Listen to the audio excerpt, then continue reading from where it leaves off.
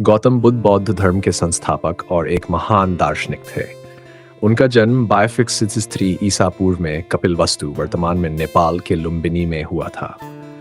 उनका असली नाम सिद्धार्थ गौतम था और वे शाक्य वंश के राजा शुद्धोधन के पुत्र थे।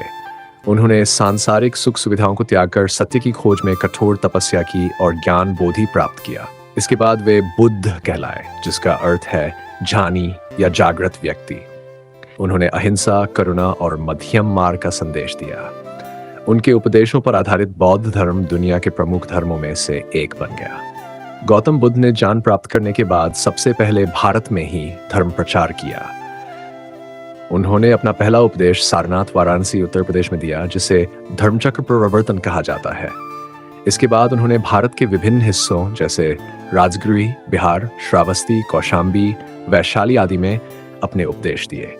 उनके प्रचार के कारण बौद्ध धर्म धीरे धीरे नेपाल, श्रीलंका, तिब्बत, चीन, जापान और कई अन्य देशों में फैल गया।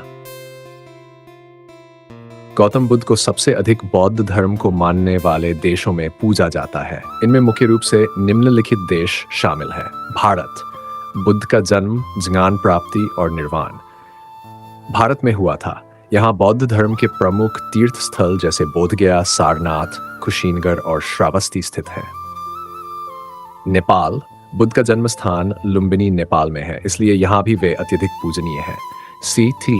श्रीलंका, यहाँ की अधिकांश आबादी बौद्ध धर्म को मानती है और बुद्ध की शिक्षाओं का पालन करती है।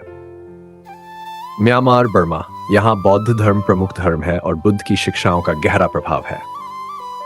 थाईलैंड, यह देश भी बौद्ध धर्म का प्रमुख केंद्र है और बुद्ध की पूजा बुद्ध बड़े स्तर पर होती है।